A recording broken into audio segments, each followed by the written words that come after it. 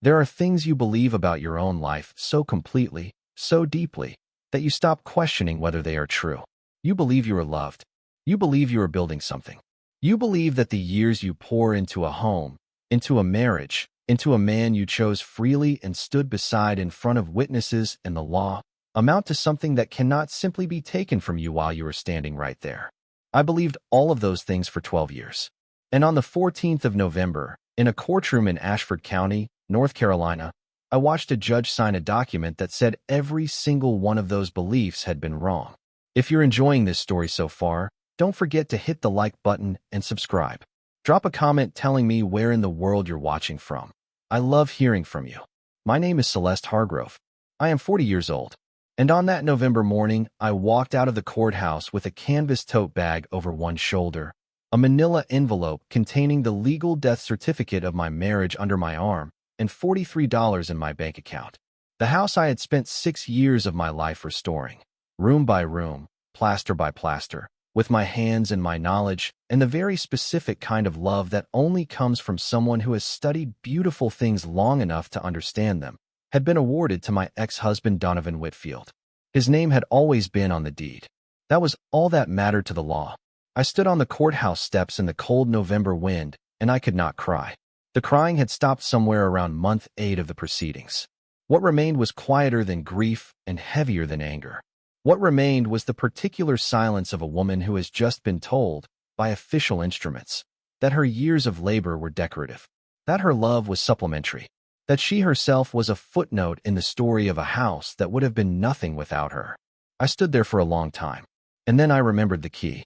The key had come to me 11 months earlier, on the morning my grandmother Elodie passed away in a hospital room in Asheville that we had tried to make less like a hospital room by filling it with photographs and cut flowers and the small familiar objects that a person needs around them when they are leaving. The attending nurse, a young woman with a quiet, careful manner, had pressed a small envelope into my hands as we were saying our goodbyes. She asked that this go directly to you, she said. In private, not to the estate. I had opened it in the hospital parking garage with the engine running and the heat on, because it had been one of those late Carolina marches that refuses to let go of winter. My hands were still shaking from the last hour in that room. Inside the envelope was a brass key, long-shafted, old-fashioned, with a bow at one end shaped like a small sunburst, and a single folded note in my grandmother's handwriting. Her script had grown shaky in her last years, but it was still deliberate, still precise. Every letter mattered to her. The note read, Celeste, take the key. Go to the lake cabin when you have nowhere left to run. Not before. When? I love you across every year. Grandma Elodie. I had pressed the note back into the envelope. I had put the key into the small wooden jewelry box my mother had left me. And then, because life was moving and grief was moving and there were things to arrange and people to call and an estate to settle, I had placed the jewelry box in the bottom of my overnight bag, and I had not let myself think about it again. Not seriously. Not until the courthouse steps. Not until $43 and a November wind and the end of everything I thought I was building. Grandma Elodie's lake cabin. The family had always spoken of it the way people speak of an inconvenient inheritance. Something too sentimental to discard, too run down to be worth anything, and too far away from real life to concern anyone seriously. A 3-room cabin on the western shore of Lake Carver, 40 minutes into the Blue Ridge foothills west of Crestwick, a town of perhaps 1,200 people with a single commercial block and a gas station open until 9. Elodie had bought the land in 1971 and built the cabin the following summer, and she had gone there every summer through most of her life. And then around 2009, she had quietly stopped making the drive. The roads, we assumed. The age. The aloneness of a woman in her 80s navigating a mountain cabin by herself. My mother had driven up once, in 2018, to look in on the property taxes. She had come back in less than a day, shaking her head. The roof had moss. The dock was half-rotted. The nearest paved road was 2 miles of gravel and ruts through pine woods. That place will fall into the lake before anyone gets a use out of it, she had said, and the family had nodded and moved on. My Uncle Barton had floated the idea of selling it at a Thanksgiving table in 2016, when the Blue Ridge real estate market was starting to climb. My grandmother had said, quietly and without raising her voice, that the cabin was not part of the dinner conversation. And she had redirected the table toward the sweet potato casserole, and no one had pushed, because no one who loved Elodie pushed her when she used that tone. No one had been back since my mother's 2018 visit. No one had thought about it again. Now I stood on the courthouse steps with the key in my palm, and I thought, I have nowhere left to run. Before I tell you what I found at that lake cabin, I need to tell you about Donovan. I need to tell you about 12 years of a marriage that was beautiful on its surface and wrong in its bones. Because without that telling, you cannot understand what the cabin meant, or what my grandmother had been preparing for all those years, or why what happened next felt less like luck and more like a long, patient act of love finally arriving at its intended moment. I had met Donovan Whitfield at a gallery opening in Asheville when I was 28, working as an assistant curator for a small contemporary art space on Lexington Avenue. He had walked in wearing a well-cut navy blazer and the easy confidence of a man who has never had a reason to be uncertain about his reception in a room.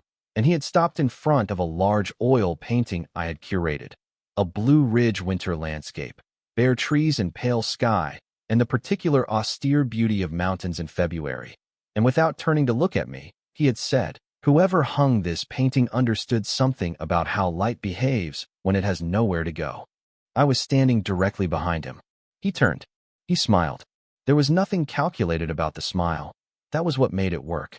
He was 32 and sure of himself and genuinely interested in what I had to say, and I was 28 and doing work I believed in, and not yet wise enough to know that a man who notices beautiful things is not necessarily a man who knows how to care for them.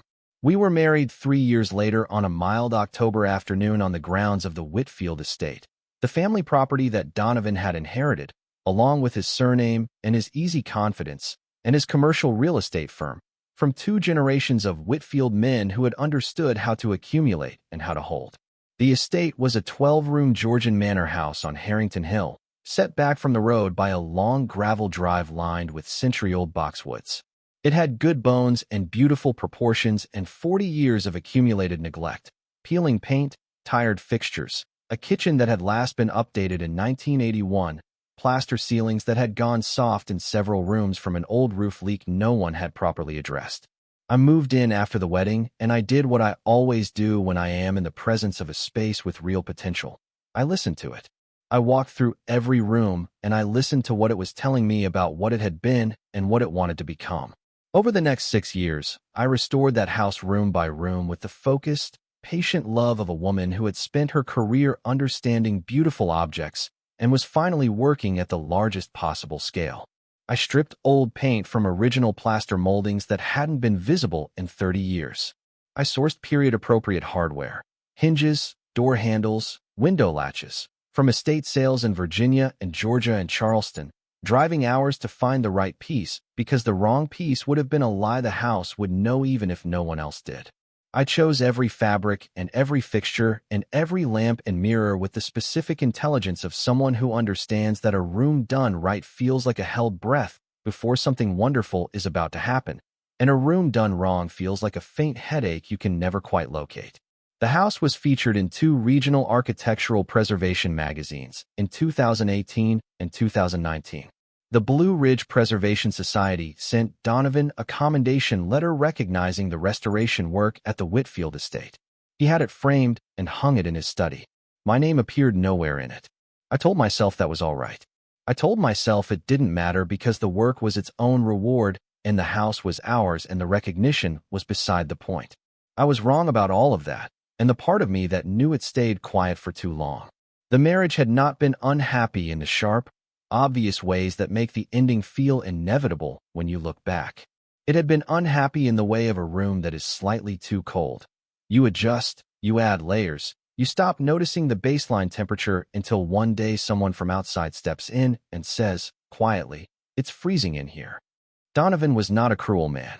He was indifferent in a way that, over years, teaches you that the indifference is your fault. He was absorbed in his work. He made decisions about our finances and our social life and our travel with the calm authority of a man who genuinely did not register that there was another person whose input might be relevant. And because I had loved him, because I had believed in the version of him who had noticed the light in a painting at 28 and known what it meant, I had accommodated. I had adjusted.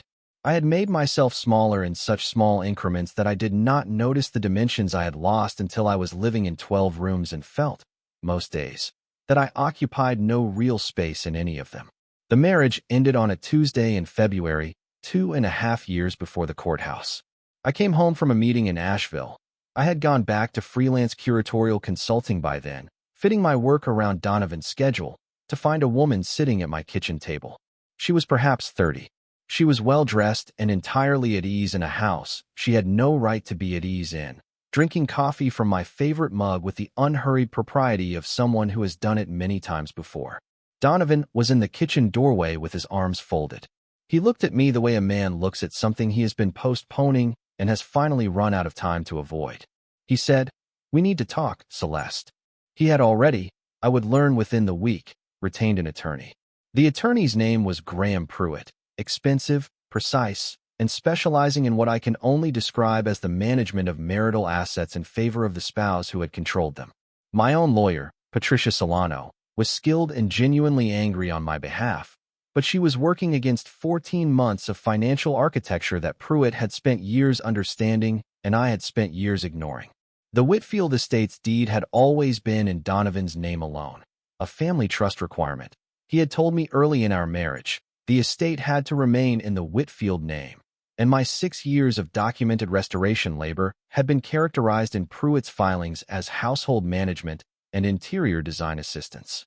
In one of the hearings, Pruitt said, "She decorated the property." The words landed on me the way ice water lands. She decorated, as if I had chosen throw pillows, as if I had not spent 6 years in the bones of that house, understanding it at the level of its original construction, making decisions that required historical knowledge and professional judgment, and the kind of devoted care that most people don't bring even to things they own outright. The judge ruled in November. The estate went to Donovan. I received a lump sum calculated on the assumption that my years of labor had no quantifiable professional value.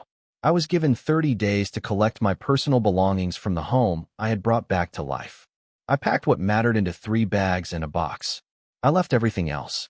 I put my mother's wooden jewelry box in the top of the last bag, and I drove away from the Whitfield estate on a clear November morning without looking back, because looking back would have meant seeing the boxwoods I had pruned back to their proper shape and the window hardware I had found in a barn in Western Virginia, and the front door I had stripped and refinished to a color I had matched from a photograph of the house taken in 1924.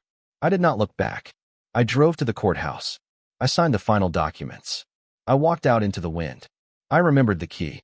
The drive from Ashford to the Lake Carver access road takes 2 hours and 40 minutes on a clear day. I stopped once for gas on my credit card. The card had maybe $600 of remaining credit, which I was aware I was spending against a future I couldn't currently see, and I ate the granola bar from the bottom of my tote bag and drove in silence through the Piedmont foothills and up into the Blue Ridge proper, where the highway gives way to state road and then county route. And the landscape changes the way it always does in those mountains, gradually at first, and then with a sudden totality that feels like a declaration. The air through the cracked window went from highway exhaust to pine resin and cold creek smell, and the particular freshness of high-elevation November air, and something in my chest that had been clenched since February of 2.5 years ago began, very slightly, to loosen. Not heal, not hope, just loosen. The way a knot loosens when you stop pulling against it. I passed through Crestwick at the late afternoon fall of the light. The single commercial block had a hardware store, a pharmacy, a diner with hand-painted hours on the window glass, and a law firm in a small Victorian building with gold leaf lettering I noted without understanding, yet, why I was noting it. Fenwick and Fenwick, attorneys at law. The county road west of Crestwick narrowed steadily. The signage thinned out.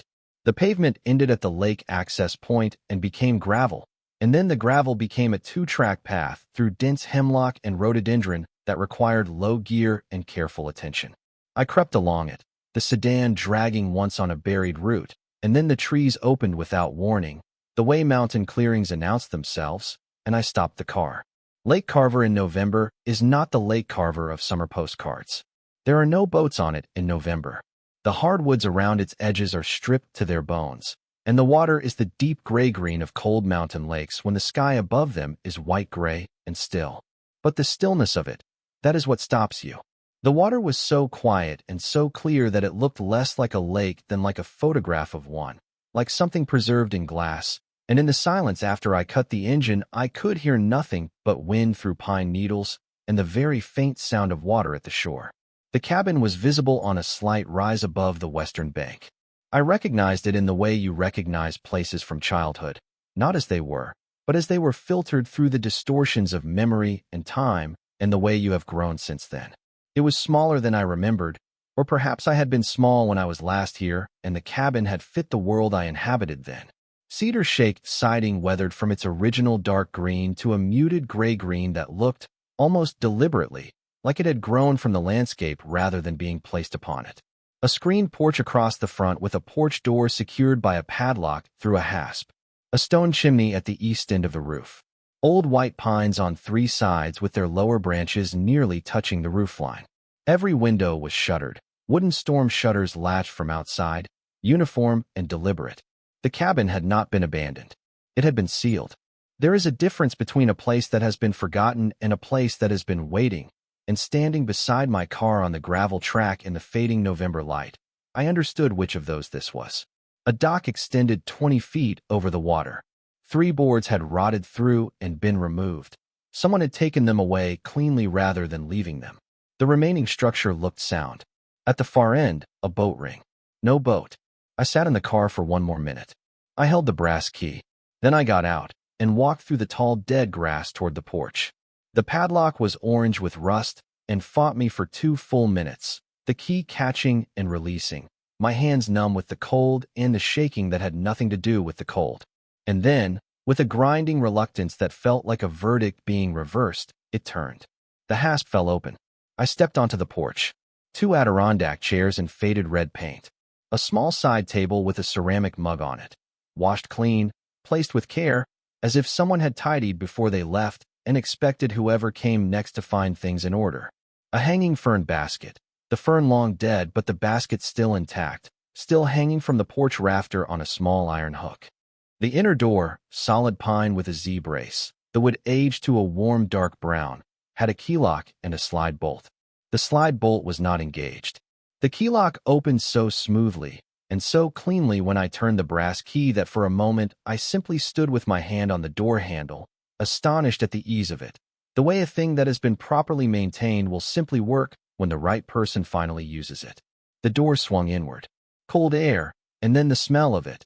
Cedar, sharp and clean, the smell of intention rather than neglect. Under the cedar, something sweeter and older. Dried lavender, perhaps. The ghost of wood smoke from a fire laid years ago.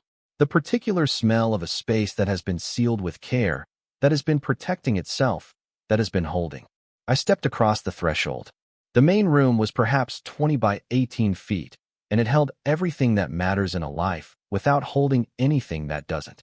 A fieldstone fireplace on the far wall with a cast-iron grate, the firebox swept clean, and a basket of split wood waiting beside it, bone-dry, ready.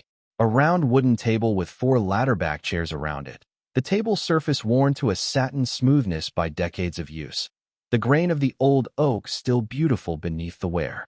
A narrow kitchen along the left wall, deep enamel sink, open shelving, a gas range from some decade when appliances were built to last, a small chest refrigerator unplugged and standing open as it should be when a space is being properly stored away. Above the kitchen shelving, rows of mason jars sealed and labeled in my grandmother's handwriting. Blueberry preserves, 2007. Applesauce, 2008. Green beans, 2007. Dried chamomile, 2009. The last one, 2009, the year she stopped coming. Each label written with the care of someone who expected the labels to be read, who intended them to mean something to whoever found them. The right wall held a built-in bookshelf from floor to ceiling, filled with paperbacks and hardcovers organized with quiet logic. Novels together, field guides together, poetry together, the spines faded but readable, the whole arrangement carrying the particular character of a library assembled over decades rather than purchased at once. Beside the bookshelf, a small writing desk with a ladder-back chair pulled up to it, and on the desk's surface, weighted down by a smooth gray river stone of the kind my grandmother had always brought home from creek beds, a white envelope. My name on the front. Her handwriting. The letters larger and more deliberate than her usual script. The letters of a woman writing something she intends to be found, intends to be kept, intends to last. I did not open it immediately. I understand how strange that sounds. But I had been raised, in some wordless way, by a woman who knew that certain moments deserved to be entered slowly, and I felt her influence in the room around me as clearly as I felt the cold, and I listened to it. I lit the fire first. The wood caught on the third match, bone dry, as I said, as if it had been laid by someone who knew the person coming would need it to light easily and would not have patience for difficulty. The fieldstone hearth drew beautifully, the flame climbing clean and steady, and the sound of it, the low roar of a well-drawn fire, the first crackle of wood giving its heat, was the most consoling sound I had heard in months. I found a camp stove under the kitchen sink and a kettle beside it. I found chamomile tea in a sealed tin. I heated water. I made tea and wrapped both hands around the mug and stood by the fire until some of the cold left my bones. Then I sat down at the round table, lifted the river stone from the envelope, and opened my grandmother's letter. Celeste, if you are reading this, something you loved has broken, and the breaking has cost you more than you were prepared to lose. I know that without being there, because I know you. I know the way you love, fully, without the armor that most people put on before they open themselves to someone. You have always loved that way, from the time you were a child. It is your best quality and your most dangerous one, and I have prayed for you because of it since you were small enough to hold. I want to tell you about this place before I tell you about anything else, because the place is the foundation of everything that follows. I bought this land in June of 1971. I was 39 years old. I bought it with money I had saved over 9 years of work in a textile office in Asheville, then in bookkeeping for 2 different commercial firms, then as an independent bookkeeper with my own small client list across Henderson and Buncombe counties. I saved the money carefully over 9 years in an account my husband did not know existed. Your grandfather was not a bad man, Celeste. I want you to know that clearly. But he was a man of his time, which means he believed, genuinely and without malice, that money his wife earned was money he managed. I disagreed with this belief. I simply disagreed with it quietly for 9 years while the account grew. In June of 1971, I bought 93 acres on the western shore of Lake Carver, in my name alone, through a real estate attorney in Brevard who I had researched carefully and who I trusted. The deed was recorded at the Henderson County Register of Deeds on June 17, 1971. I paid cash. There has never been a mortgage on this land. There has never been a lien. No one in the family has ever known the full extent of what I own here, because I kept that information to myself, and I will explain why.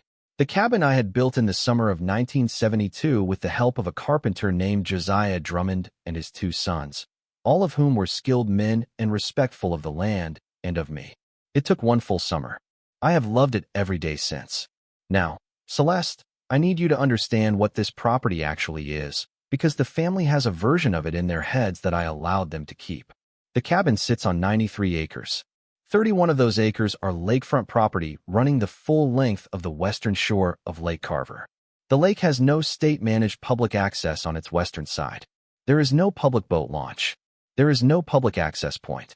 Every property on the eastern shore, 12 of them, all developed since 1985, all purchased at mountain lake prices by people who wanted exactly this kind of water, requires an easement route through my land in order to access the lake for swimming, kayaking, and boat launch.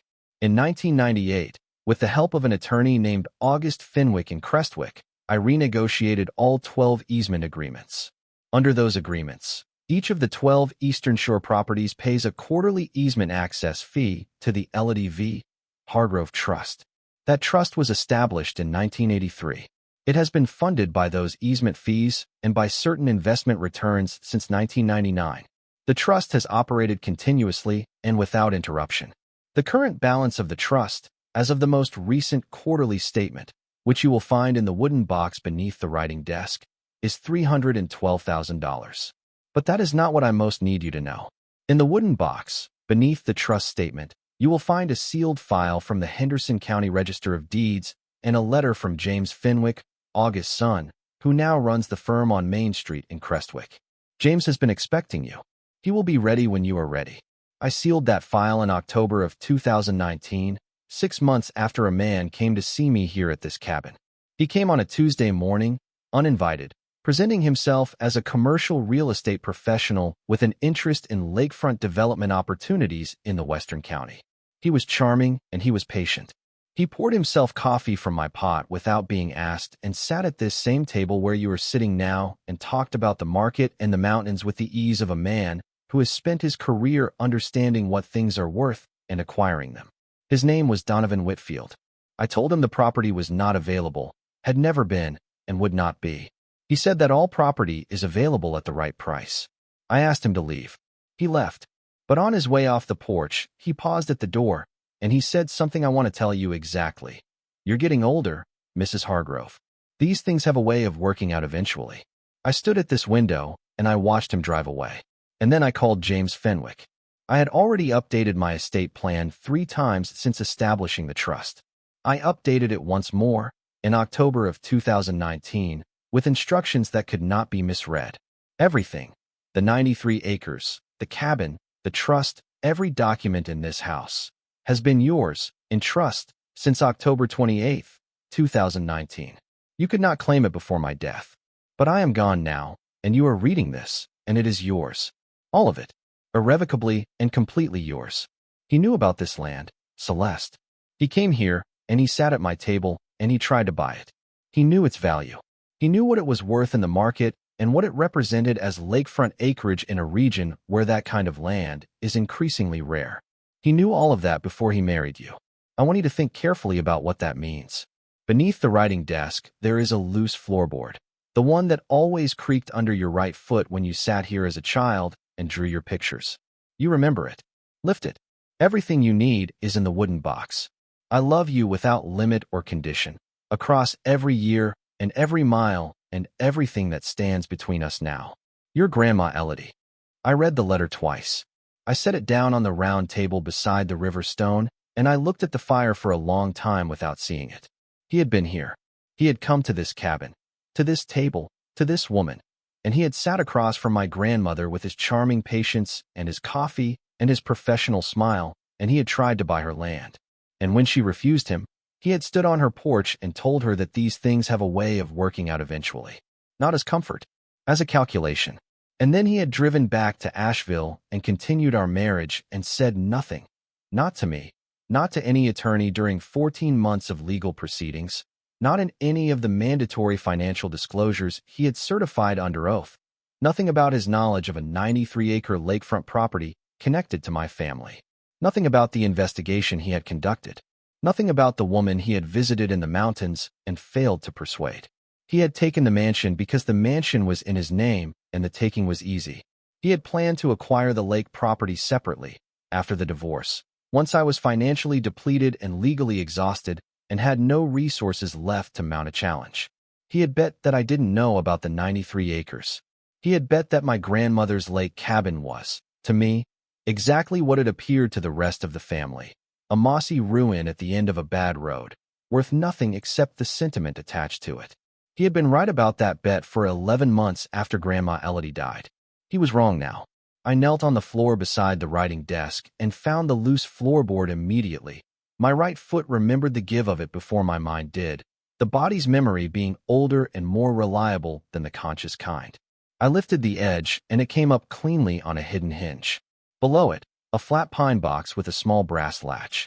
Inside the box, a bank statement envelope from First Mountain Trust in Crestwick, sealed. A legal-sized envelope stamped with the Henderson County Register of Deeds seal, sealed, and notarized.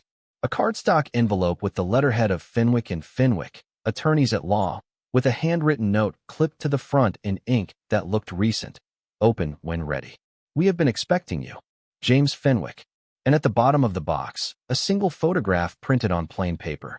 It showed the interior of a county office. A desk, a computer, folders on a shelf behind. Standing at the desk was a man I could have identified in any light, at any distance, in any context, because I had been married to him for 12 years and had studied his face with the attention that love, at its best, brings to whatever it fixes on. Donovan, In the charcoal suit I remembered from a real estate conference he had attended in Charlotte in the autumn of 2019. He was leaning over a spread of papers, and beside him was a man in what appeared to be a county official's uniform, pointing at something on the top page. On the back of the photograph, in Grandma Elodie's handwriting, November 14, 2019. James Fenwick's investigator.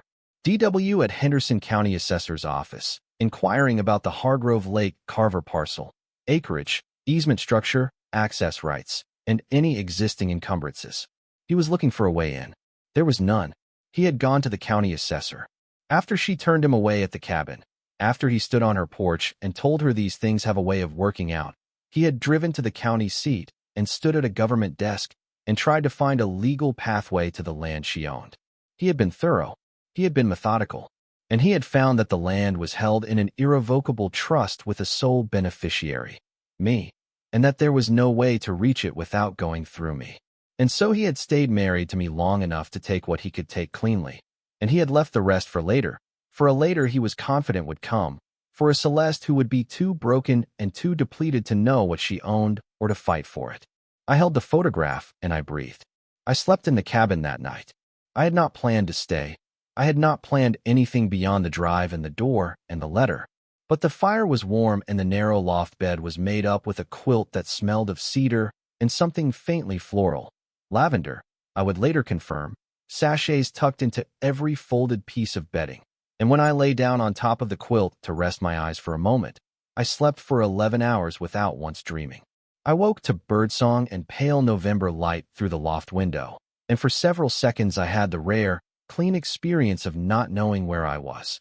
Only warmth and cedar and quiet, and a quality of morning light I did not immediately recognize because it was the light of a place I had not been in 15 years. And then I knew, and the weight of knowledge returned.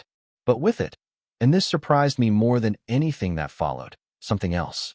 Not hope exactly, something more foundational than hope. The feeling of ground beneath your feet after a long time spent suspended. If you're hooked on this story, make sure to subscribe and turn on notifications so you never miss an upload.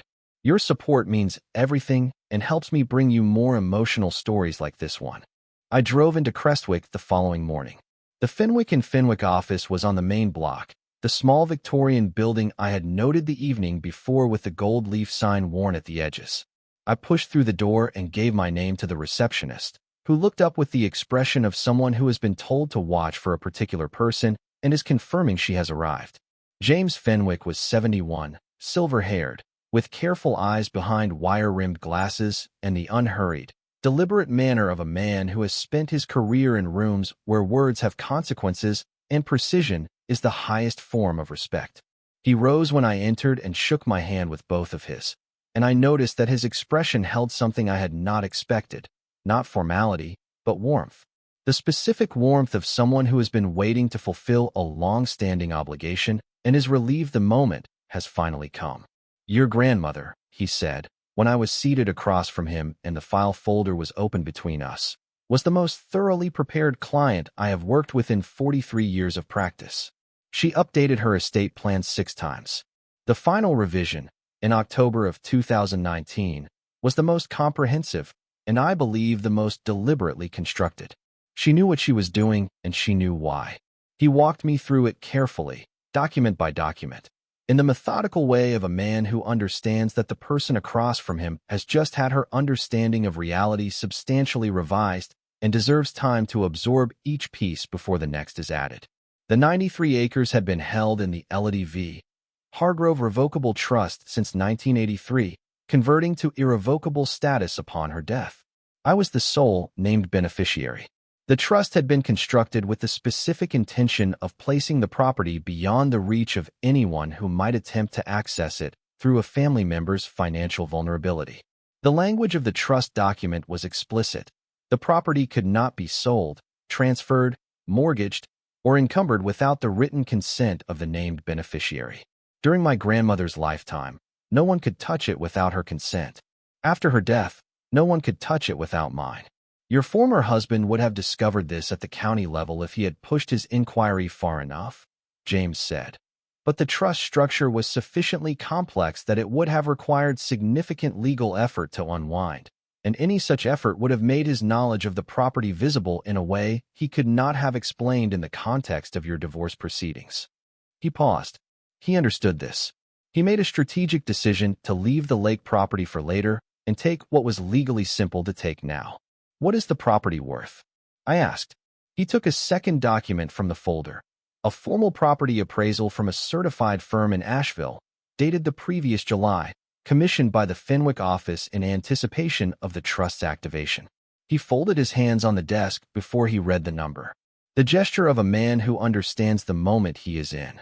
The 93 acres, given the lakefront footage, 31 acres of direct lake frontage on the western shore, the existing easement income, the current mountain lake real estate market, and the development potential of the upper 62 acres, which have never been assessed at their true value because your grandmother saw no reason to attract that kind of attention, appraised at $4,200,000. I looked out the window at the mountains above the Crestwick roofline. The figure sat in the room between us like something very solid and very still. The trust balance stands at $312,000 as of this month, including the most recent quarterly easement deposit. All assets transfer to you without probate, without encumbrance, and without any contested claim. He looked at me steadily over his glasses. Miss Hargrove, your grandmother established something here that she spent 50 years protecting. I have been honored to be part of that protection. I am more honored to hand it to you. I said, she told you about Donovan. She called me the morning after he came to the cabin, James said. She was not frightened. I want you to know that clearly. She was not frightened in the least. She was precise. She wanted the visit documented and dated and notarized. She authorized our investigator to follow his subsequent inquiry at the assessor's office. She filed a notarized affidavit of that visit with this office in November of 2019, which has been sealed since that date. He placed a hand on the folder. Every document in here was assembled by your grandmother for a specific purpose, to ensure that what she built could not be taken from you, and that if someone tried, you would have the means to respond. I drove back to the cabin that evening through the mountain dark, the headlights finding the gravel track through the hemlocks, and I sat by the fire until it burned down to orange coals, and I thought about the shape of what she had done. Not just the legal precision of it, the trust, the documents, the investigator, the notarized affidavit, but the depth of understanding behind it. She had looked at my grandmother's life and my mother's life and my life, and she had seen the pattern. The women in our family who loved with their whole selves and gave that love to people and situations that did not protect them in return. And she had decided 50 years ago, beginning with 9 years of quiet saving in an account her own husband did not know existed, to build something that could not be taken. Something that waited. Something that would be there at the end of the road when the women who came after her had been told there was no road left. She had built it with her own hands and her own money and her own extraordinary foresight, and she had held it in trust across 5 decades, updating and refining and protecting it, and she had left it to me at the exact moment I needed it, and not one moment before. I called Patricia Solano the next morning. Patricia is the kind of attorney who listens without interrupting, which is rarer than it sounds, and when I had told her everything, the letter, the property, the trust, the photograph at the assessor's office, James Fenwick, and the sealed file, she was quiet for several seconds before she spoke. Then she said, Celeste, I need you to listen to me carefully. What you have just described is not only grounds to reopen the settlement. What you have described is fraud upon the court. She explained it with the careful precision she always brought to things that mattered. Donovan Whitfield had conducted documented, active investigation of a significant family asset during our marriage. He had engaged an investigator, or his own professional knowledge, to assess the property's value and legal structure. He had visited the property in person and attempted to acquire it. He had then certified, as required under North Carolina family law, that he had disclosed all relevant financial relationships and interests in the divorce proceedings. His failure to disclose his knowledge of the Lake Carver property, his knowledge of a $4 million asset connected to me by clear family relationship, while simultaneously certifying complete financial disclosure, constituted material misrepresentation to the court. In plain terms, Patricia said, he lied to the judge. He lied to the court. He lied in writing, under oath, about his knowledge of your financial circumstances. That's not a technicality. That's fraud. And I can prove it. The motion to reopen the settlement was filed in December, less than 6 weeks after I had unlocked the cabin door. The discovery process that followed was contested. Donovan's attorneys fought with the full energy and expense of people who understand that the stakes have changed substantially. But they were fighting against a paper record assembled by a woman who had spent 50 years being more careful than anyone around her. James Fenwick's investigators file. The notarized affidavit from October 2019. The assessor's office documentation. And the photograph. The photograph of Donovan in the charcoal suit, standing at the county desk, with my grandmother's handwriting on the back. And then, in the third week of discovery, Patricia's team subpoenaed the email archive from Donovan's commercial real estate firm. His attorneys had not anticipated this angle. They had prepared to defend against the property documents. They had not prepared for the internal correspondence of a man who had been conducting business under the assumption that his private communications were private. The email was dated 18 months before Donovan filed for divorce. It was addressed to his business partner, a man named Russell Vane, and it read, in the relevant portion, "The Whitfield estate is the clean exit. It's in my name, the documentation is straightforward, and the division will be simple. The Hargrove Lake situation is going to need separate handling once the marital estate is resolved. I've confirmed the property is held in trust for C, but the trust activates on the grandmother's death, and she's 87. We'll have more options in a year or two. The Hargrove Lake situation. The marital estate. Options in a year or two." He had been planning the divorce 18 months before he filed. He had been calculating the separation of assets 18 months before he told me we needed to talk. He had identified the Lake Carver property by name, understood its trust structure, assessed the timeline of my grandmother's death, and made strategic decisions based on all of it while he was still married to me, while I was still restoring rooms in his house, while I was still believing I was building a life. Patricia sent me a copy of the email with a single line. "This is everything we needed and more." The pretrial conference on the motion to reopen took place on a Thursday morning in January, in a small conference room in the Ashford County Courthouse building, the same building I had walked out of 2 months earlier with $43 and an envelope containing the end of my life. Donovan was present. His lead attorney, Graham Pruitt, was present. Patricia was present, along with a junior associate who had spent 3 weeks with nothing but Fenwick's file and the email archive, and had emerged from that work with the focused, slightly electric manner of someone who has been handed an exceptionally strong hand and knows it. The email was placed on the conference table. Pruitt had read it in Discovery, so its presence was not a surprise. But its presence in a room with all parties and their counsel, laid flat on white conference table linen, had a weight that a document read privately in a lawyer's office does not carry. Donovan sat across from me. He was in a suit I did not recognize. He had been buying new things, apparently, in the months since the divorce was finalized. He was looking at the surface of the table, and for the first time in 2.5 years, for the first time since the morning he had stood in the kitchen doorway and said we needed to talk, I watched the composed, slightly remote expression that he had maintained through every hearing, every deposition, every managed moment of the preceding 14 months begin to change. Not dramatically, not with the collapse of a man who suddenly breaks and confesses everything in a rush of guilt and shame. The change was quieter than that, and more complete. The expression of a man who has just understood, fully and without the possibility of revision, that the ground beneath his plans is not what he believed it to be. The expression of a man who has run the calculation and found that the outcome he designed is no longer available. Patricia did not press the moment. She didn't need to. She let the email sit where it was, and she said, in the measured, unhurried voice she uses when the facts are doing all the necessary work, "We believe a renegotiated settlement is in everyone's interest. We would like to begin that conversation today." And portraits.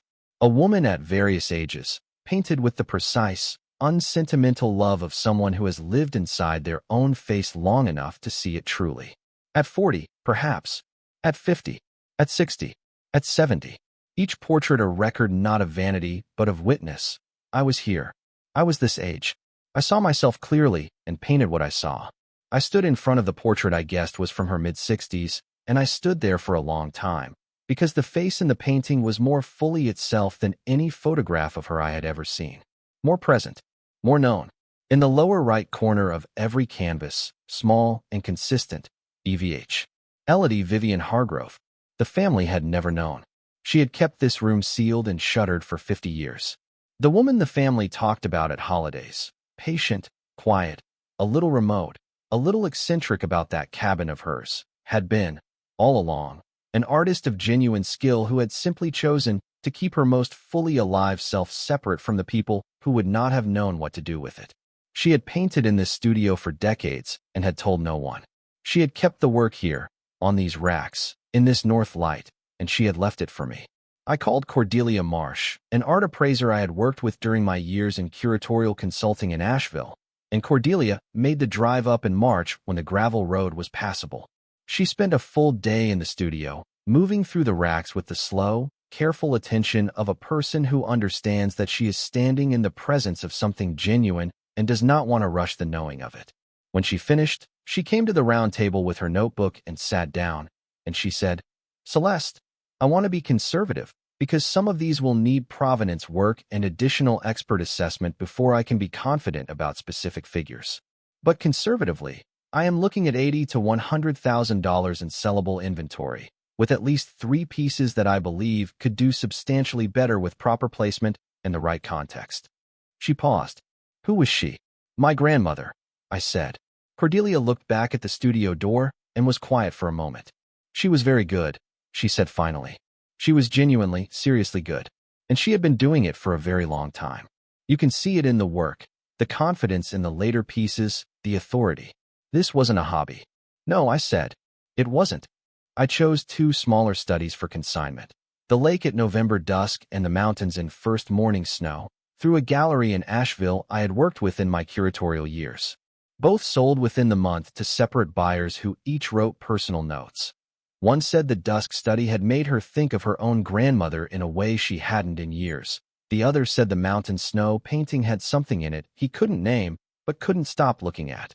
The proceeds funded the roof repair and the rewiring and a new dock, built that spring by a carpenter in Crestwick named Boyd Drummond, who turned out, when we got to talking, to be the grandson of Josiah Drummond, the man who had built the cabin itself in the summer of 1972.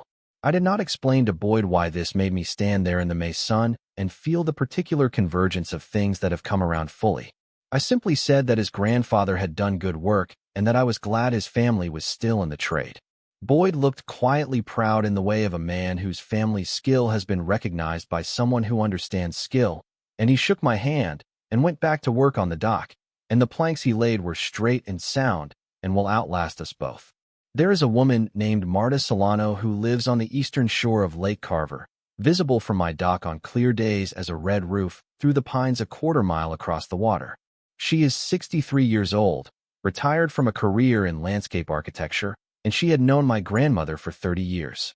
When I wrote to introduce myself as the new property owner and to confirm the easement terms, she wrote back by hand on cream stationery, a letter that took me 3 readings to absorb fully. She had been Grandma Elodie's neighbor and her friend, and, in certain seasons of both their lives, something closer than either of those words can hold. For the 13 years since Elodie had stopped making the drive up from Asheville, Marta had been the one who checked on the cabin quarterly, confirming the shutters, the roof drainage, the waterline winterization, the structural integrity of a building being held for someone who hadn't arrived yet. She had done this without being asked, because Elodie had trusted her with the care of it, and she had accepted that trust and honored it across 13 winters without compensation, without acknowledgement from anyone who knew what it meant, without any certainty that the person the cabin was being held for would ever actually come. "She told me a granddaughter might come one day," Marta wrote. "She said if you came, I should help you. I have been watching for you for the past few years. Please come for tea." I drove around the lake the following afternoon. Marta answered the door in a paint-stained sweater with flour on her hands, and she looked at me for a moment in the way of a person who has been told to expect someone and is confirming that the person is real, and then she stepped back from the door and said, "Come in. The kettle's on." We sat at her kitchen table for 3 hours. She told me things about my grandmother that no one else could have told me. Not secrets, exactly, but the private texture of a person's real life that only a true friend holds. The way Elodie had taught herself to paint beginning in her early 40s, entirely from library books and stubbornness, and the sheer willingness to be bad at something for long enough to become good. The way she had sold a few pieces over the years through a gallery in Asheville under a pseudonym. She had not wanted the name to do the work the painting should do, and had given the proceeds to a women's legal aid organization in Buncombe County. The way she had loved this lake with the specific, unperformative love of someone who had chosen it freely, with her own money and her own labor and her own clear understanding of what she needed, and did not need to explain that love to anyone. She always said, Marta told me, holding her mug in both hands, looking out her kitchen window at the water, that the things you choose for yourself are the only things that are truly yours. Everything else is borrowed from someone else's idea of your life. I drove back to the cabin in the late afternoon with the mountains going gold above the treeline and Marta's words moving through me alongside my grandmother's voice in the letter and the weight of the trust documents and the smell of the studio in the north light, and all of it assembling into something I was only beginning to understand the full shape of. She had not only left me land and money and paintings and the legal means to correct a fraud. She had left me a model, a way of being in the world that I had glimpsed in her all my life without knowing I was seeing it.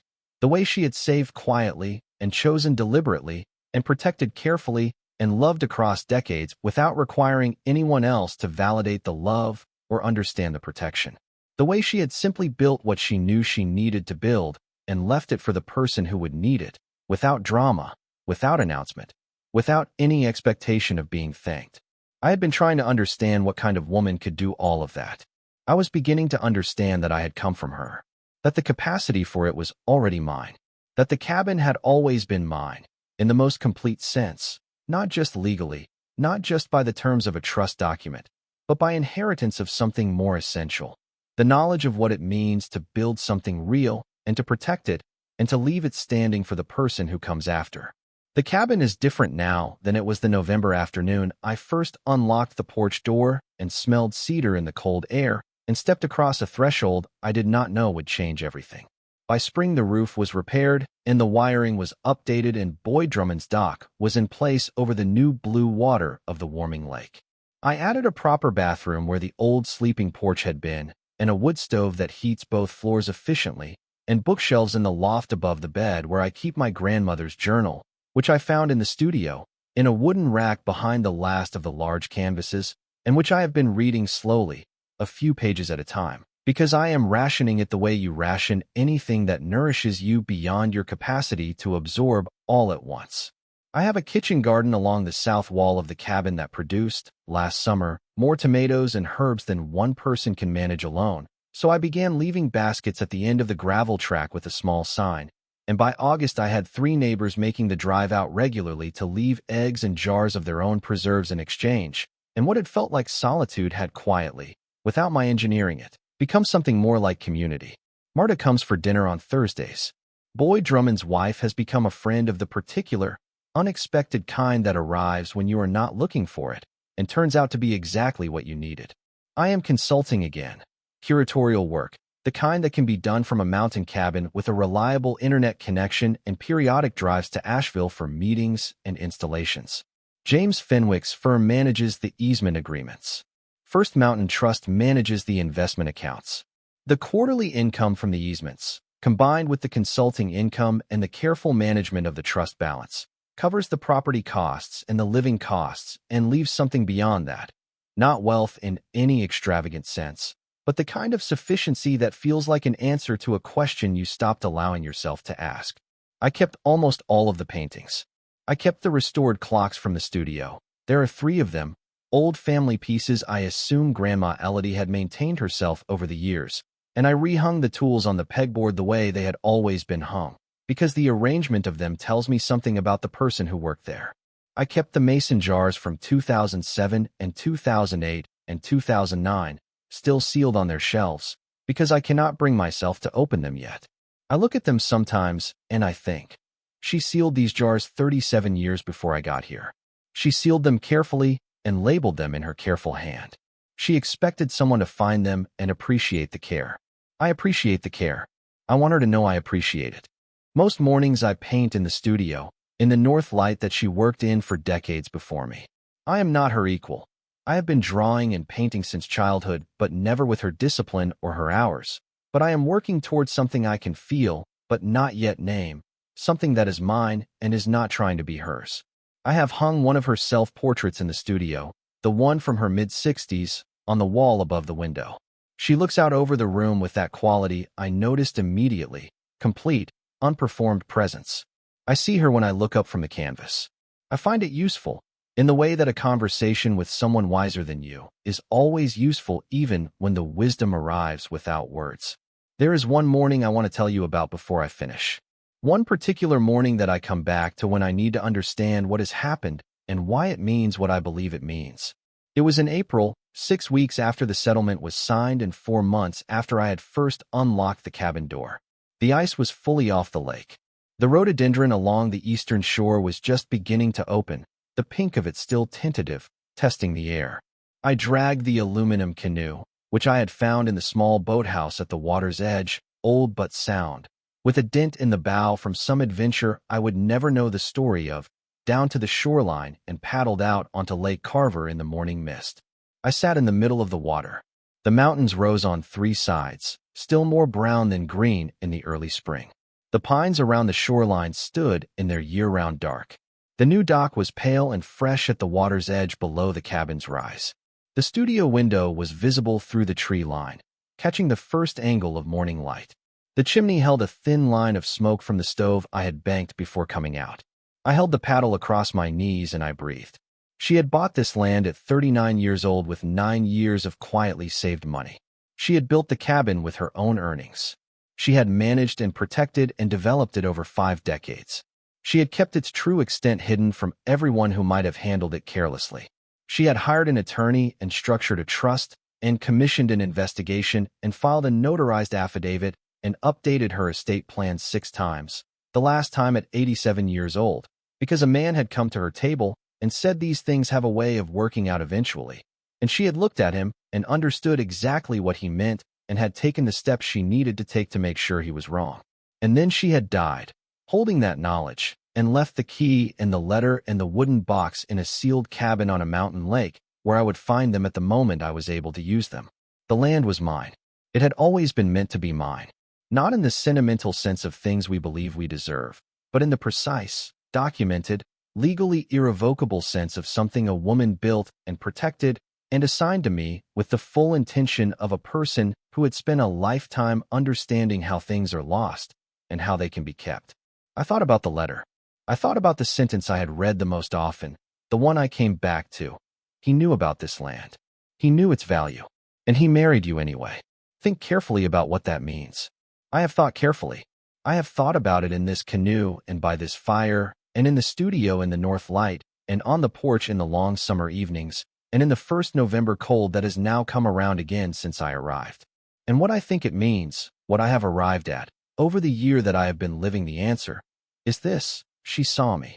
Not the version of me that a difficult marriage had made smaller, not the version that a rigged legal proceeding had tried to define as decorative and supplemental. She saw the real version, the version that had been here all along, the version she had known since I was small enough to sit at her desk and draw pictures with my right foot on the creaking floorboard. She had seen that woman clearly, across all the years and all the distance, and she had built something for her. She had built something that could not be taken, and she had held it steady until the day came when it was needed. The mist was burning off the lake. The mountains were sharpening as the sun climbed. The heron who had claimed the near end of the dock stood in his absolute, ancient stillness at the water's edge. The canoe rocked gently on the glassine surface. I picked up the paddle. I began to move through the still water, back toward the shore, back toward the dock and the cabin and the studio and the fire and the work and the life that is entirely, inalienably, irrevocably mine. She was right. She was always right.